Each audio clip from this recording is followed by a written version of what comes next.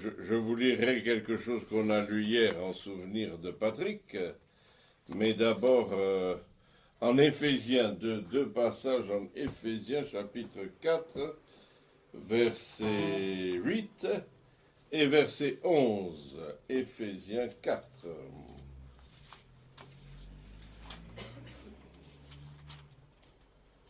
Ephesians chapter 4, verse 8 to 11. And then I'll translate it in English later. C'est pourquoi il est dit, étant monté dans les hauteurs, il a amené des captifs et il a fait des dons aux hommes. Or, que signifie il est monté, sinon qu'il est aussi descendu dans les régions inférieures de la terre.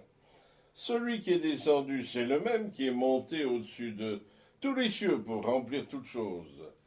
Et il a donné les uns comme apôtres, les autres comme prophètes, les autres comme évangélistes, les autres comme pasteurs et docteurs pour le perfectionnement des saints en vue de l'œuvre du ministère et de l'édification du corps de Christ, jusqu'à ce que nous tous soyons tous parvenus à l'unité de la foi, à la connaissance du Fils de Dieu, à l'état d'homme fait, à la mesure de la stature parfaite de Christ. Ainsi nous ne serons plus des enfants flottants et emportés à tout vent de doctrine par la tromperie des hommes et par leur ruse dans les moyens de séduction, mais en professant la vérité dans l'amour, nous croîtrons à tous égards en celui qui est le chef, Christ. C'est de lui, et grâce à tous les liens de son assistance, que tout le corps bien coordonné et formant un solide assemblage tire son accroissement, selon la force qui convient à chacune de ses parties, et s'édifie lui-même dans l'amour. Alors là, on a vraiment la description de l'Église qui est le corps de Christ. Un corps vivant, et c'est le thème sur lequel j'aimerais m'arrêter, c'est celui d'évangéliste, comme notre frère Patrick, évangéliste. Alors, est-ce que vous connaissez des évangélistes? Est-ce qu'il y en a à Thionville? Hein? Ah ben tant mieux. Hein? Amen. Voilà. Hein? Est-ce que tu en connais, Stéphane? Un. Ah, bravo. Voilà. Anne, est-ce que vous connaissez des évangélistes? Oui? Bon, c'est bien, voilà.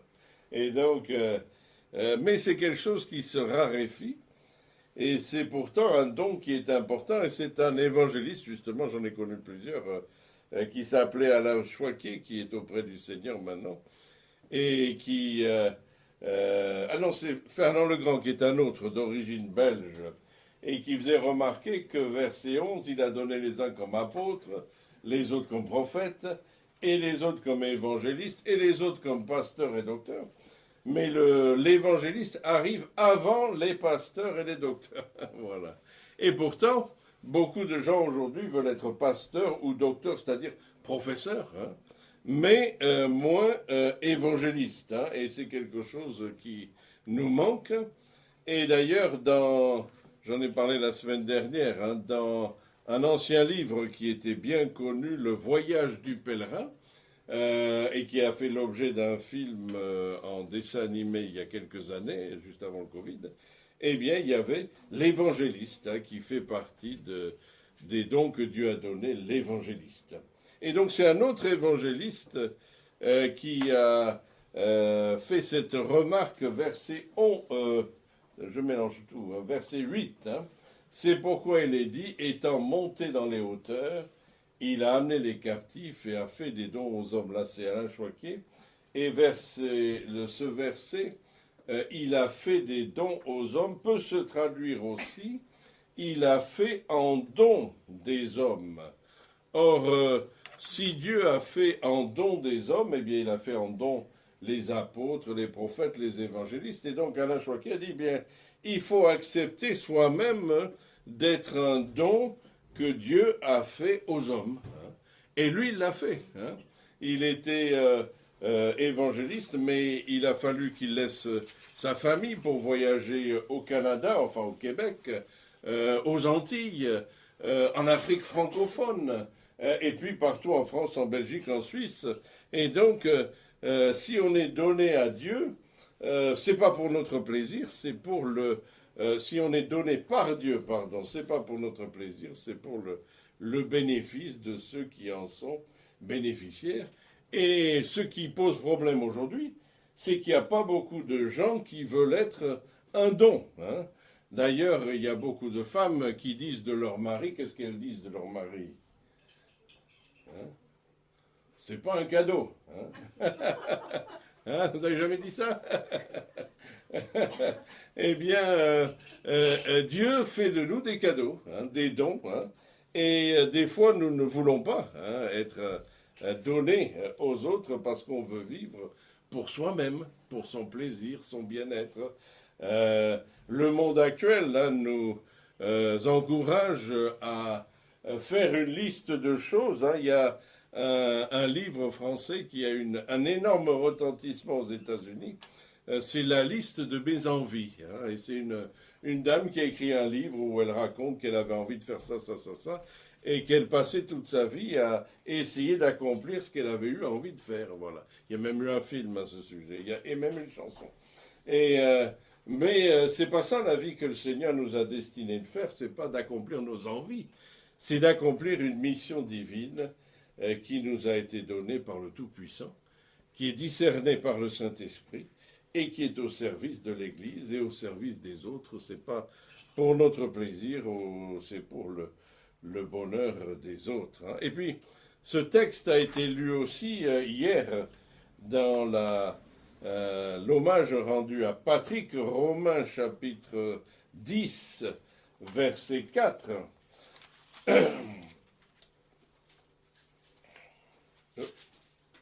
14, voilà. C'est Paul qui parle des relations entre le peuple juif et Dieu, et ensuite le reste du monde. Comment donc voqueront-ils celui en qui ils n'ont pas cru? Comment croiront-ils en celui dont ils n'ont pas entendu parler? Et comment en entendront-ils parler s'il n'y a personne qui prêche? Comment y aura-t-il des prédicateurs s'ils ne sont pas envoyés? Selon qu'il est écrit, et ça on l'a souvent cité en Ésaïe 52, qui sont beaux les pieds de ceux qui annoncent la paix, de ceux qui annoncent de bonnes nouvelles. Mais tous n'ont pas obéi à la bonne nouvelle. Aussi Ésaïe a-t-il dit, qui a cru à notre prédication? Ainsi la foi vient de ce qu'on entend, et ce qu'on entend vient de la parole de Christ. Et je dis, verset 18, n'ont-ils pas entendu? Au contraire, leur voix est allée par toute la terre, et leur parole jusqu'aux extrémités du monde. Hein. Et donc, le Seigneur déclare, et Paul le déclare ici en Romains, qu'il faut qu'il y ait des prédicateurs, des proclamateurs de la bonne nouvelle, et il faut qu'ils soient envoyés. Hein. Et c'est ce dont on a souvent parlé en parlant du livre des Actes des Apôtres. Excusez-moi, j'ai un problème de voix aujourd'hui.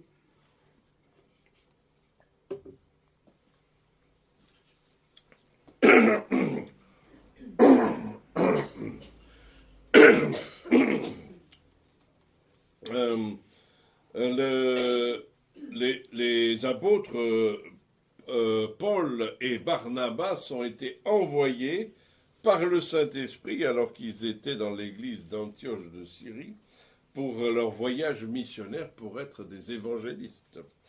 Et puis je pose la question des fois, qui a été le premier évangéliste? Question piège, dans le Nouveau Testament, qui est le premier évangéliste? Oh bah, il ne faut pas répondre, il faut laisser les gens répondre quand même.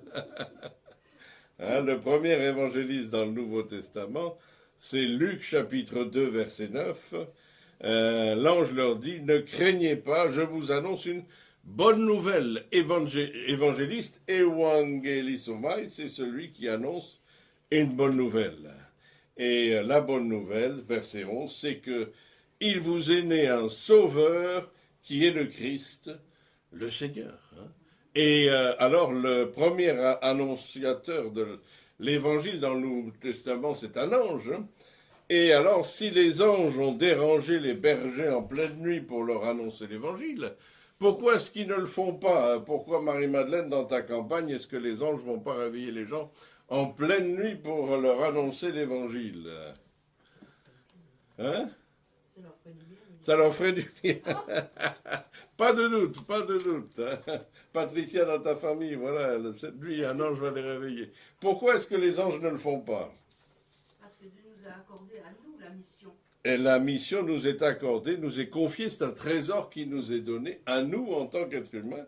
Et les anges n'ont pas reçu l'autorisation d'aller proclamer l'évangile. Donc c'est à nous d'être les proclamateurs de l'évangile. Et ce que Paul est en train de le dire là, si nous ne le faisons pas, qui le fera? Personne. C'est à nous de le faire. Alors, nous répondons comme Moïse. Dieu a dit à Moïse, je t'envoie vers ton peuple. Qu'est-ce qu'on répond comme Moïse?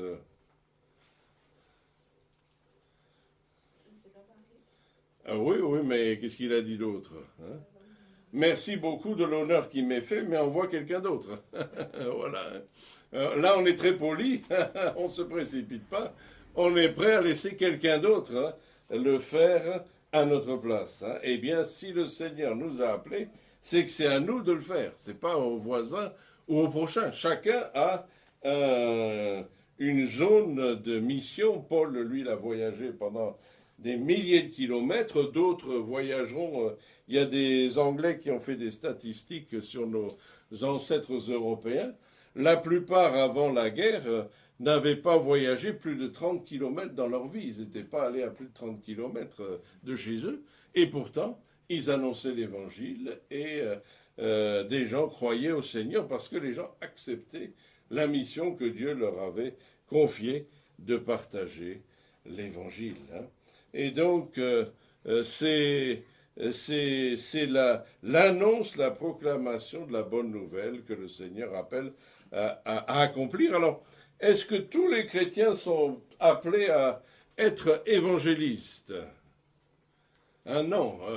Tous sont appelés à partager la bonne nouvelle avec ceux qui sont autour d'eux, puisque Jésus a dit, vous serez mes témoins à Jérusalem, en Judée, à Samarie et jusqu'aux extrémités de la terre. Mais certains sont appelés en plus à être évangélistes et aller plus loin pour proclamer l'évangile. Ton papa, Marie-Madeleine, il est allé jusqu'au... Madagascar. Voilà, Madagascar et plein d'autres pays pour partager l'évangile. Voilà. Eh bien, certains reçoivent cet appel et doivent y aller pour partager l'évangile. Et notre frère Patrick avait... dans toute la France, lui il n'a pas quitté la France, il parlait que le français, mais dans toute la France, que ce soit en Alsace-Lorraine, que ce soit dans le sud-est, donc dans le Gard et dans ces régions-là, région de Orléans, et puis ici ensuite en Normandie, eh bien il a partagé l'évangile partout où il est allé.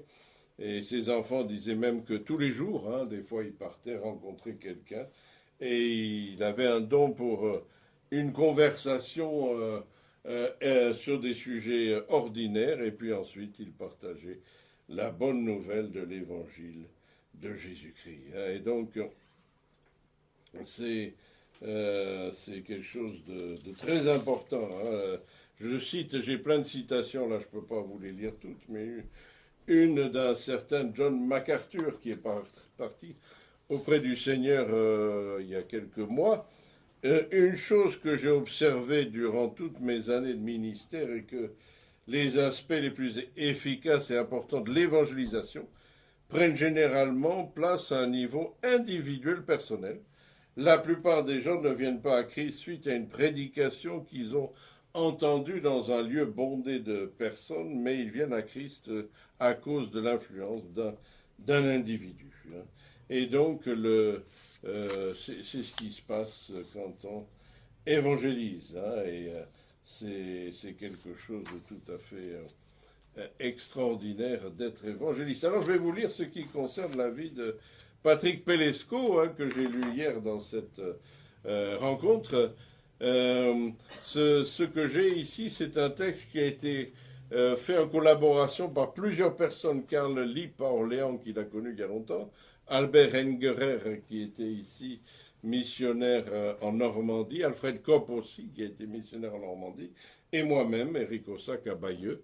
Et donc ensemble, on a fait ce rappel de la vie de Patrick, qui est né le 15 février 1953 à Donnery, dans le Loiret, le cinquième enfant d'une famille de 7, et converti à l'âge de 13 ans après avoir échappé une noyade en mer lors d'un camp à Saint-Lunaire en Bretagne.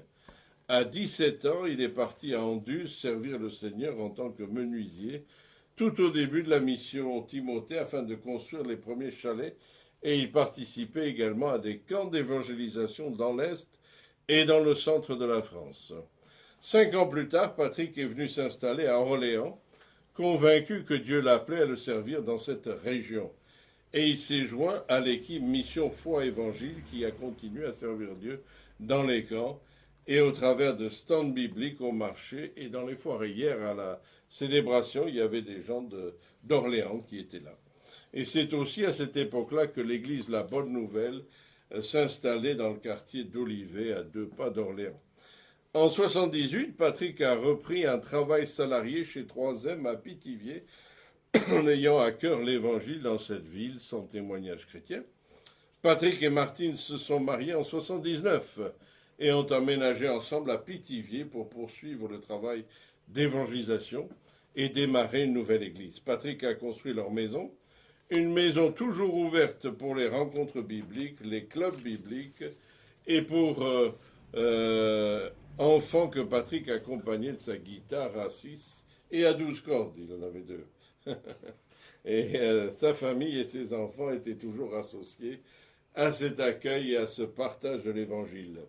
Le pasteur Alfred Kopp raconte lorsque la famille Pelesco venait aux conventions bibliques de Palaiseau, plusieurs personnes remarquaient leurs enfants, toujours si sages, et se demandaient quel était le secret des parents. Comme aime répondre Martine, investit sans relâche pour ses enfants et sa famille et le service de l'évangile avec Patrick, c'est la grâce de Dieu. Et Patrick a subi une première crise cardiaque à l'âge de 40 ans en juin 1993. Et à cette époque-là, quelqu'un l'a rappelé hier, le docteur, je ne sais plus dans quel hôpital il était, a dit il n'en a plus que pour 3 mois. Et ses ennuis de santé ne l'ont pas arrêté dans son service de l'Évangile. Et en 2004, ils ont déménagé avec Martine à Saint-Lô en Normandie, suite à l'appel du Seigneur, encouragé par le pasteur Alfred Kopp, qui connaissait bien la région. Donc ils sont arrivés ici en 2004 à Saint-Lô.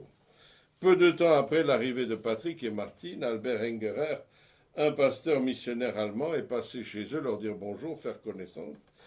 Il pensait rester quelques minutes, mais il est sorti 3 heures plus tard, tellement ils avaient de choses à se dire. Patrick était un homme relationnel.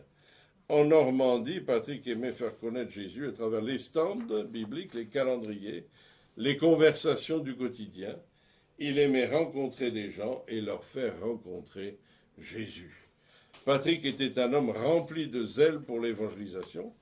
Un des moyens qu'il aimait particulièrement, c'était la distribution du calendrier Trésor caché, qui est devenu maintenant Trésor, et il en donnait au marché, à la foire de Mortagne au Perche, la foire de l'Essai, et plein de marchés dans la région et des conventions bibliques. Toute sa vie, Patrick a mis en pratique le texte Romains 10, 14. Comment donc invoqueront-ils celui en qui ils n'ont pas cru?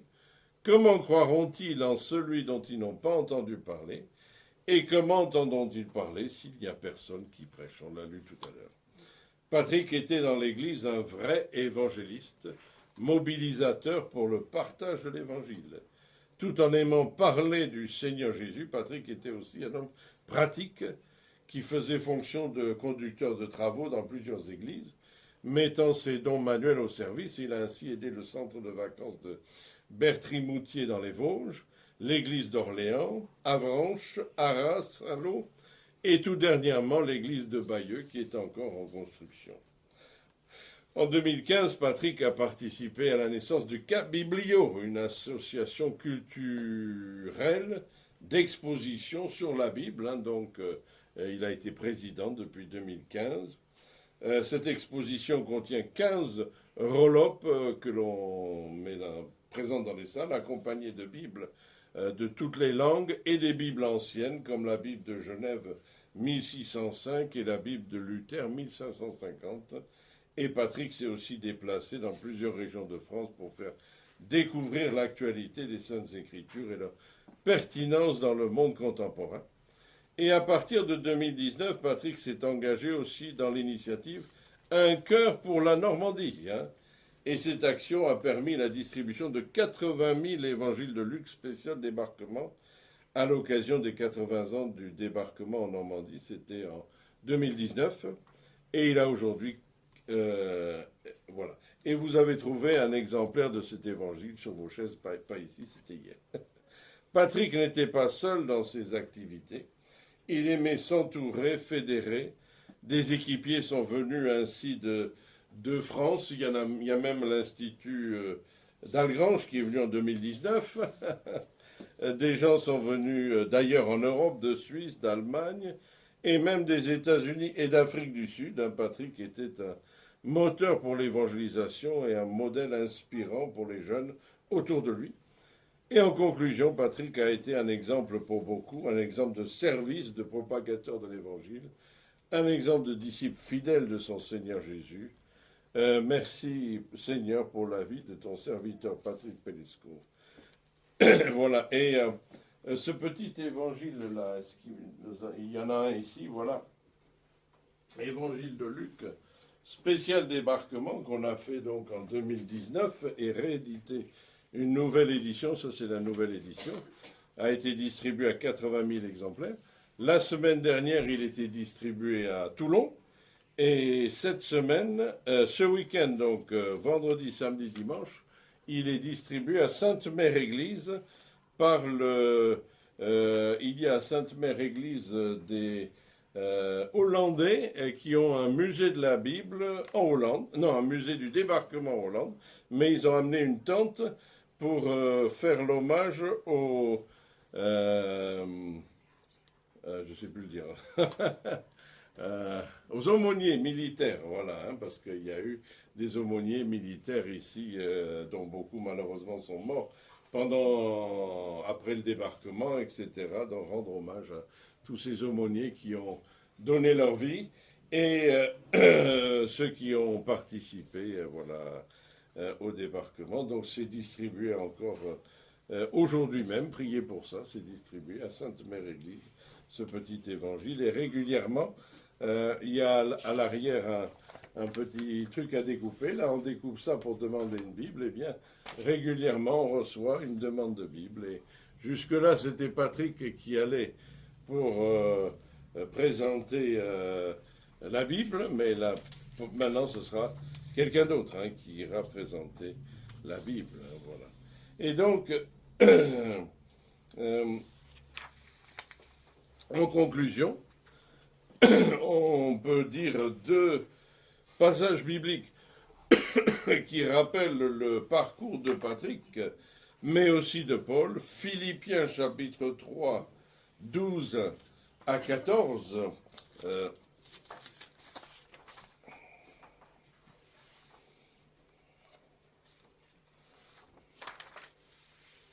Ce n'est pas que j'ai déjà remporté le prix, ou que j'ai déjà atteint la perfection, mais je cours pour tâcher de le saisir, puisque moi aussi j'ai été saisi par Jésus-Christ. Frère, je ne pense pas l'avoir saisi, mais je fais une chose, oubliant ce qui est en arrière, me portant vers ce qui est en avant. Je cours vers le but pour remporter le prix de la vocation céleste de Dieu en Jésus-Christ. Et ce qui a été remarqué hier par tous ceux qui ont donné un témoignage, c'est que Patrick, comme bien d'autres, mais Patrick avait un but dans la vie, il n'en avait pas 36. Son but, c'était de partager l'évangile du Seigneur Jésus-Christ, et il courait vers ce but, et jusqu'à sa mort, eh bien, il est resté focalisé vers ce but, et donc on peut savoir ce qu'il a fait dans sa vie, il s'est fixé cet objectif. Avec sa famille, il était orienté dans cet objectif, et aujourd'hui encore, sa famille continue dans ce but. Et puis Hébreux 12, 1 et 2 nous dit aussi, nous donc aussi, puisque nous sommes environnés d'une si grande nuée de témoins, rejetons tout fardeau et le péché qui nous enveloppe si facilement. Courons avec persévérance dans la carrière qui nous est ouverte, ayant les regards sur Jésus, le chef et le consommateur de la foi, qui, en vue de la joie qui lui était réservée, a souffert la croix, méprisé l'ignominie, et s'est assis à la droite du trône de Dieu.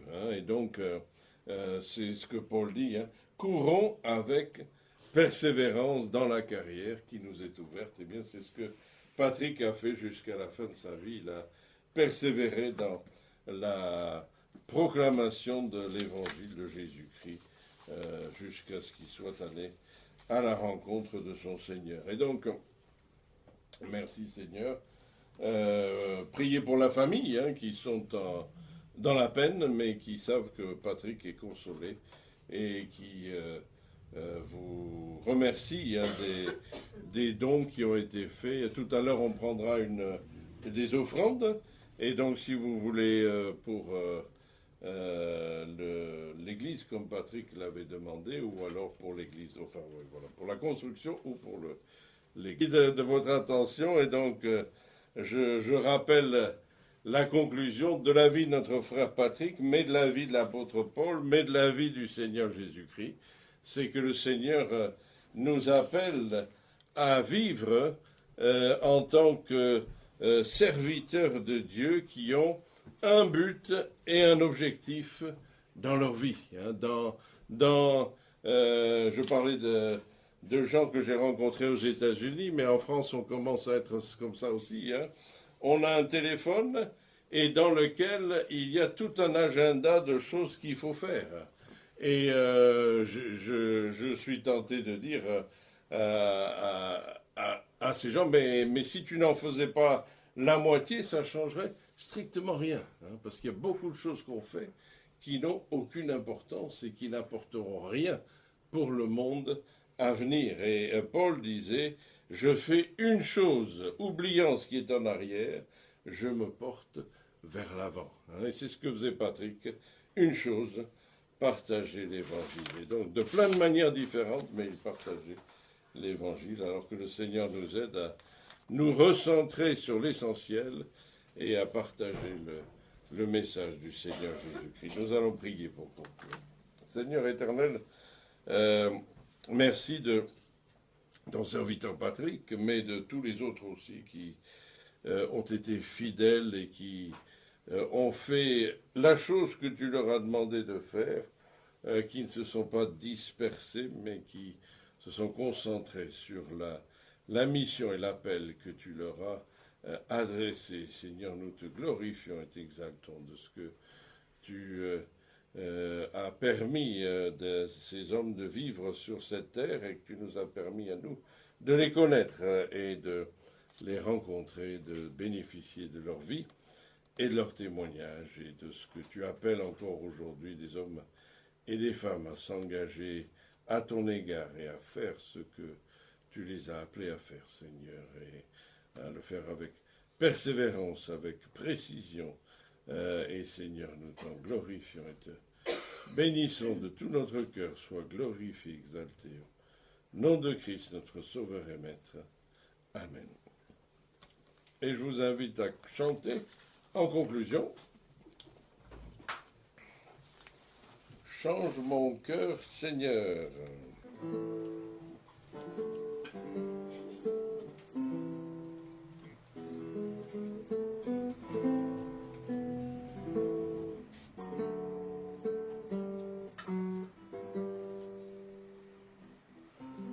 Change-moi, Seigneur, et purifie-moi. Change-moi, Seigneur, rends-moi